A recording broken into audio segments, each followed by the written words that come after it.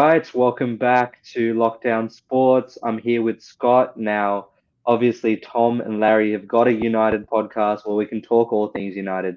So I figured I have to change it up here, talk about a few of the other teams as much as I don't like it. So I've got Scott here to talk some Arsenal. Now, welcome to the channel, Scott. Thanks for having me, mate. Always a pleasure. And with an intro like that, I'm pumped. Too easy, too easy. Now, let's get into it. Arsenal 2-all draw against Liverpool. Now, secretly, Scott, I have to admit to you, I've liked watching Arsenal this season, but that second half, what went wrong for you in terms of controlling that game? Because that word control is what I associate with Arsenal this whole season, and it just wasn't there for me. Yeah, look, I think you can look at it as what went wrong. Why didn't Arsenal control it? But I think you've also got to give credit to Liverpool, who switched Mm, it on and were very unlucky not to take all 3 points. Because if I mm, had to speak honestly, they were the more deserving. And a couple of super saves from Ramsdale were the difference. But I think Liverpool switched it up as they have in the big games at Anfield this year. United fans would know that all too well.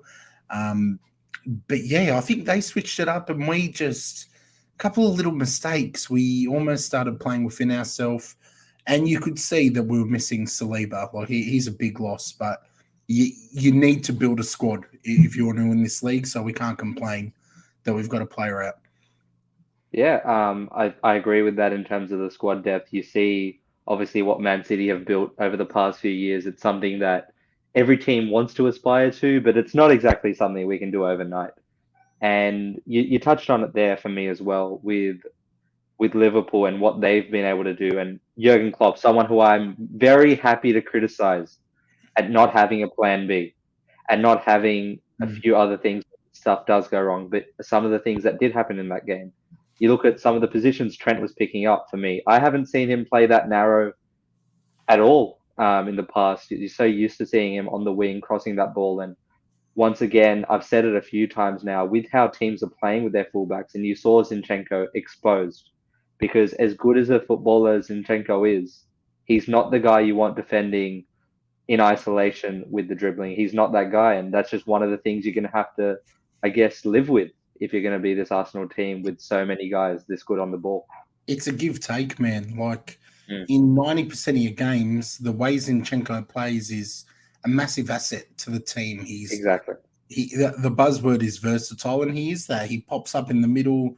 Mate, I've seen him assist goals from the right hand side. So you've kind of got to cop that. There are some players that come with a bit of risk factor, and he's one of them. I know that we have a very good left back who's not playing at the moment in Kieran Tierney. And these kinds of games, like Liverpool, when you're up against a team with a lot of attacking pace and threat, I'd almost prefer Tierney starting in those. But that's certainly not a popular Arsenal opinion. But I do think Zinchenko Exactly. is good for most matches. But in those, like when we play Man City, I want Kieran Tierney to start that game, as controversial as that may be. Yeah, I understand. Obviously, it's about how pragmatic you want to be. A lot of these managers nowadays don't, as I said, like to have a plan B because they're so focused on what they can do Mhm. is if everything's going right. And it takes one or two of us guys who work ordinary jobs to always worry about what's going to go wrong. And that's not exactly the mentality, I'd say, of the up and coming manager. Anyways, now we've talked about it in this channel before, and we've talked about previous title contenders. Now, when I look at this Arsenal team and a lot of the conversation around it, not so much from myself or yourself, but when we talk about this Arsenal team, do you feel like you're getting enough respect?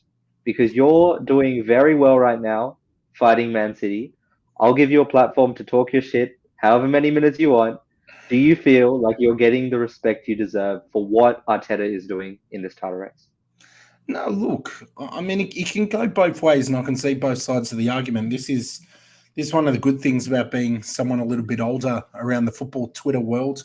I'm old enough to be half these big accounts dads. So Mm, daddy's talking at the moment, and look, you have to earn respect first and foremost. And when you come off what Arsenal have been doing over the past 10 years, we haven't earned respect. I don't expect any opposition fan to sit there and say wow, this Arsenal team, we know they're not going to bottle this. We know that they're going to win this league because we have done that in the past. Like, and you've got to speak neutral. Yeah, you've got to, when you're having discussions like this, you've got to step back rationally and look at both sides. So I can understand us not getting, complete respect because based on the past, like last year, we should have finished in the top 4. We bottled it. Now, we may very well not win this title. It's ours or Man City's. I don't know who. I'm not brave enough to put money on it. But I also do think on the other side, we haven't been given enough respect for what we've done. It's the younger generation, I feel, the banter generation, where there's always a bit of respect. Like Arsenal and Manchester United, we hate each other's guts, right? Hate each other's guts. But that hatred is born out of fear and respect. United under Fergie during those years where we were the 2 teams, the best in football, you respected us and hated us. And we felt exactly the same way about you. It was respect born out of hatred. And you don't hate teams that don't threaten you. No one hates Nottingham Forest. No one hates, well, I hate Spurs, but no one really deeply hates Spurs because they're a joke. So you've got to earn. I agree with that. Yeah, I think you touched on it there. That feeling of there's that guy on the other team, and I hate him because of how good he is. And that feeling is slowly coming back because when I look at a lot of these players, I look at guys who are not stuffing up like the old Arsenal. And yes, we do have to account for how Arsenal has played in previous years.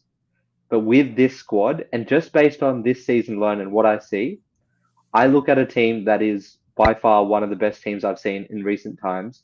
Yeah. And the way it has formed, very organically, of course, yes, there are a few big signings. That goes to say with almost every being apart from Leicester when it comes to the Premier League. But the way this has been built over the past few years, and we laughed. We laughed when Saka was playing left back. We laughed at you too.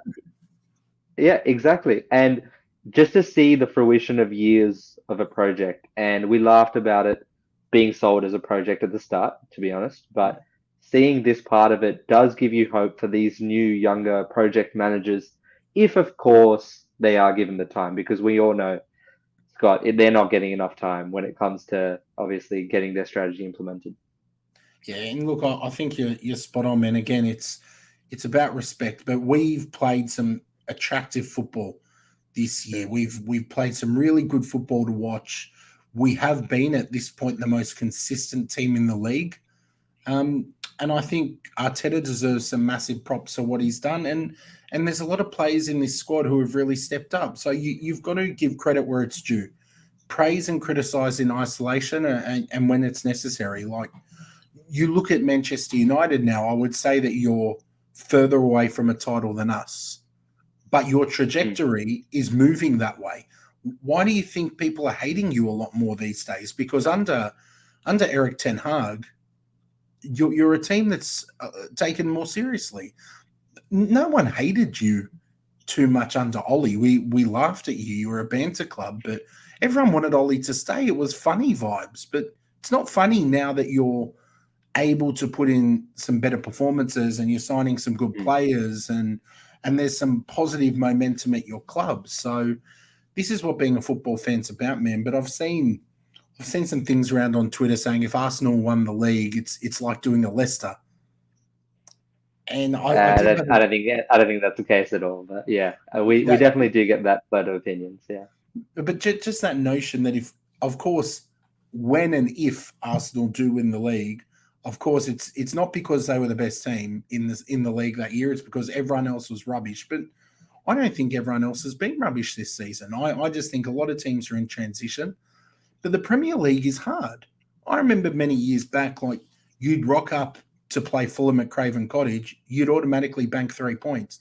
Playing Palace, 3 points. Like Forest, 3 points. But you can't take any of these fixtures for granted now. There's too much money and wealth in the Premier League, too many superstars, that there's no automatic bankable games now. It's not like that. So I think the league's got better. And that's why you don't have a team running away 20 points clear like we have in the past. Yeah, I agree with that. Definitely the bottom half of the Premier League, while the top sides are, of course, in Mm. transition.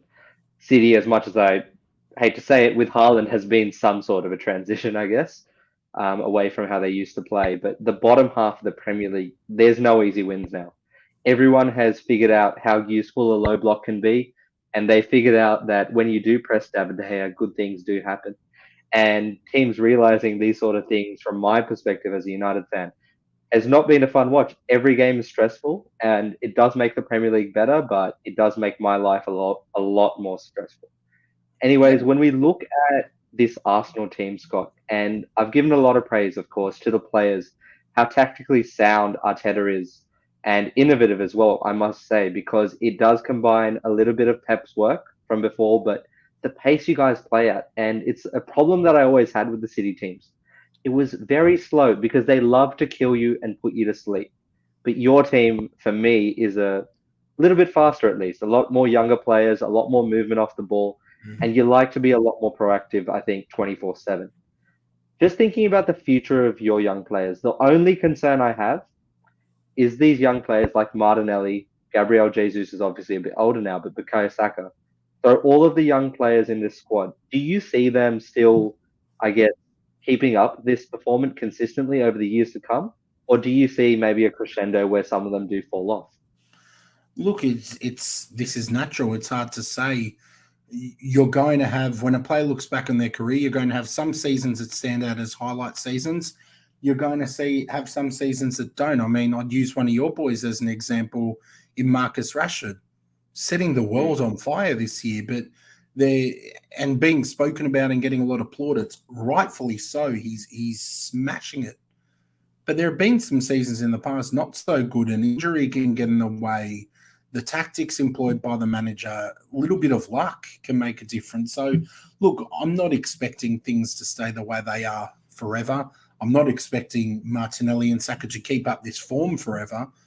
But as long as they can keep developing and they can keep putting in consistent performances, I'm happy because even if Saka played half as good as he is now and Martinelli the same, they're both still starting for pretty much every team in the league. So yeah, it's going to ebb and flow, but at the moment things are looking good and they're developing well under Arteta. You see, that's the problem with you, Scott. You're not over emotional. You're a well-conditioned Arsenal fan that's seen too many of the lows. You've seen too Years many of of these Europa disappointment. League nights, you know? I was expecting a more emotional response, thinking about what obviously my mates think about the potential of these guys, the upside. And I always have to sort of condition them with what does it look like if one of these players has that down season, because Mm. that for me might be the big problem next season. More games, obviously, you guys have been playing Europa League, but the Champions League is another level. There's not as much rotation, and the Yep. squad depth, if you think it's a problem now, next Oh. season will be probably 10 times worse. So, It's been look. Squad depth has been a problem, but I also think it's been a key reason behind our success. Um, in previous seasons, I couldn't tell you before a match who our starting lineup would be because there was just so much rotation. They couldn't settle on who was going to start, who was moving around. Now, when everyone's fit, I can tell you our starting lineup. I can tell you who's playing at the back, who's in the middle. So that consistency has been really good because I think anyone who's watched the games can tell you that Arsenal have a really good chemistry in the squad. Players know where their teammates are going to be without thinking about it. So exactly. that's only going to help us attack. Um, but yeah, look, it could change. I do want the squad to be extended in the transfer window. I think we could add more competition, add some more bodies, and move some out as well. There are some players who I think their time is up at Arsenal if we're going to take that next step to the next level. Exactly. And I think we'll leave it there, guys. Stay tuned, stay locked in for more. We'll have Scott back on soon enough. Thanks for having him, mate. Anytime, mate. Anytime. Thank you. So easy. Stay tuned, stay locked in, subscribe for more.